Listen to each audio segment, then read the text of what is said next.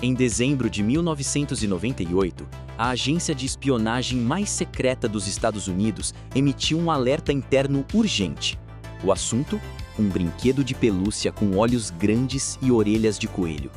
A NSA havia banido o Furby de todos os seus escritórios e ordenado que qualquer um encontrado nas instalações fosse apreendido imediatamente. Hoje você vai descobrir a história real do Furby. Porque ela começa como o maior brinquedo do Natal de 1998 e termina com o Pentágono, a CIA e a inteligência britânica proibindo um pelúcia eletrônico de entrar em áreas classificadas. O problema, segundo a NSA, era que o Furby aprendia a falar ouvindo as pessoas ao redor. E se alguém levasse um para dentro de uma sala de reuniões secreta? O bichinho poderia começar a repetir informações classificadas para qualquer um que estivesse por perto. A empresa fabricante foi obrigada a publicar uma nota oficial com apenas 4 palavras. Furby não é um espião. E tem um detalhe sobre como o Furby realmente funcionava que torna essa história ainda mais absurda. A história completa vem agora. O Furby foi criado por 2 inventores americanos, Dave Hampton e Caleb Chung, e lançado pela Tiger Electronics, uma divisão da Hasbro, em outubro de 1998. Era uma criatura de pelúcia com olhos mecânicos que piscavam, orelhas que se moviam e a capacidade de reagir ao ambiente ao redor. Tocava nele, ele fazia barulho. Falava perto dele, ele respondia. Ligava a luz, ele acordava. Era o primeiro brinquedo do mundo a usar algo que o marketing chamava de inteligência artificial. E isso em 1998 era algo completamente novo no mercado de massa. O detalhe que tornava o Furby especial e que causou todo o problema era o sistema de idiomas. Quando você ativava o brinquedo pela primeira vez, ele falava em Furbish, uma língua inventada, cheia de sons e palavras sem sentido. Mas com o tempo, o Furby ia progressivamente aprendendo inglês. Começava a misturar palavras reais na conversa, como se estivesse absorvendo o idioma das pessoas ao redor. Os comerciais de televisão deixavam a impressão clara. O Furby aprende ouvindo você. Na verdade, não aprendia nada. O brinquedo era pré-programado com 200 palavras, 100 em inglês e 100 em Furbish, e simplesmente as revelava gradualmente conforme o tempo de uso avançava, independentemente do que você dissesse perto dele. Não havia microfone de gravação, não havia memória de áudio, não havia nenhuma tecnologia de reconhecimento de fala. O Furby reagia a sons, luz e toque, mas não entendia, gravava, nem repetia o que você dizia. A aprendizagem era completamente ilusória, uma jogada de marketing que funcionou além de qualquer expectativa. Funcionou tão bem que no Natal de 1998, 1.800.000 unidades foram vendidas só nos Estados Unidos. No ano seguinte, 14 milhões. Em 3 anos, mais de 40 milhões no mundo inteiro. O Furby era o maior fenômeno de brinquedos desde os Cavaleiros do Zodíaco, disputando prateleiras com filas e revendas. E foi exatamente esse sucesso e os comerciais de televisão que mostravam o bicho aprendendo a falar que chamou a atenção de pessoas cujo trabalho era levar tudo a sério.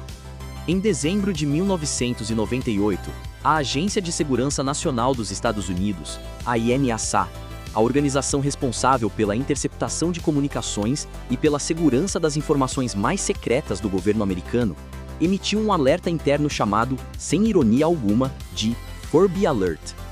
O texto do comunicado circulou pela intranet da agência e dizia, em tradução direta: equipamentos fotográficos, de vídeo e de gravação de áudio de propriedade pessoal são itens proibidos. Isso inclui brinquedos, como os Furbies, com gravadores embutidos que repetem o áudio com som sintetizado para imitar o sinal original. Os funcionários da NSA que encontrassem um Furby nas instalações deveriam contatar o escritório de segurança para orientação. A NSA não estava sozinha. O estaleiro naval de Norfolk, na Virgínia, baniu o Furby e emitiu ordens para que os seguranças apreendessem qualquer unidade encontrada nas instalações. O Pentágono adotou restrições similares em áreas classificadas. A CIA, em Langley, também proibiu o brinquedo. E do outro lado do Atlântico, o GCHQ, o equivalente britânico da NSA, emitiu avisos internos sobre o risco potencial do bicho eletrônico. Num período de semanas, o Furby havia sido banido por múltiplas agências de inteligência de 2 dos países com os aparatos de espionagem mais sofisticados do mundo. A Tiger Electronics ficou atônita. Roger Schiffman, presidente da empresa, foi obrigado a publicar uma nota pública que entrou para a história do marketing involuntário. A frase central era direta: Furby não é um espião. O comunicado completo explicava que o brinquedo não tinha nenhuma capacidade de gravar ou repetir sons reais, que não aprendia nada com o ambiente, e que a percepção de aprendizagem era simplesmente uma sequência pré-programada. A nota precisou ser enviada à imprensa, às agências governamentais e, presumivelmente, aos espiões mais bem treinados do planeta. E então aconteceu algo que ninguém na Tiger Electronics esperava. A cobertura jornalística da proibição explodiu. A história de que a NSA havia banido um brinquedo de pelúcia foi ao ar em todos os telejornais americanos, virou manchete internacional e foi publicada em jornais de dezenas de países.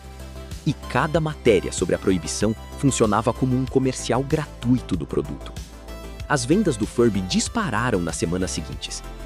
A NSA, involuntariamente, havia feito a maior campanha de marketing da história do brinquedo. Os episódios curiosos não paravam. No Maryland, uma mulher encontrou uma embalagem misteriosa na porta de casa, com um endereço de remetente que ela não reconhecia, que ficava emitindo sons estranhos, bips e zumbidos intermitentes. Convicta de que era um pacote suspeito, ela ligou para a polícia. Os policiais chegaram, avaliaram a situação com seriedade e abriram a embalagem. Era um Furby que alguém tinha enviado de presente. O brinquedo havia ativado sozinho dentro da caixa durante o transporte. A FAA, Agência Americana de Aviação Civil, também entrou na lista. Por um período, o Furby foi incluído na categoria de eletrônicos proibidos a bordo de aviões durante o voo, junto com laptops e reprodutores de CD. A justificativa oficial era que os eletrônicos poderiam interferir com os sistemas de navegação da aeronave. Se isso já era discutível para laptops, para um bicho de pelúcia com chip de 200 palavras era ainda mais improvável. Mas a proibição existiu. Com o tempo, as agências foram recuando silenciosamente das proibições à medida que entenderam melhor a tecnologia. Nenhuma delas emitiu um comunicado formal reconhecendo o equívoco. Simplesmente pararam de enforçar as restrições. A Tiger Electronics nunca processou ninguém. Roger Schiffman disse em entrevistas posteriores que a situação toda havia sido, nas palavras dele, completamente surreal. Mas a história do Furby tem uma última camada que só ficou clara anos depois. Em 2012, quando a Hasbro relançou o Furby com tecnologia atualizada, o novo modelo tinha funcionalidades reais de reconhecimento de som e conectividade com aplicativos. E aí surgiram críticas reais de especialistas em privacidade. As mesmas preocupações que a NSA havia levantado em 1998 sobre o brinquedo errado, no momento errado, por motivos tecnicamente equivocados.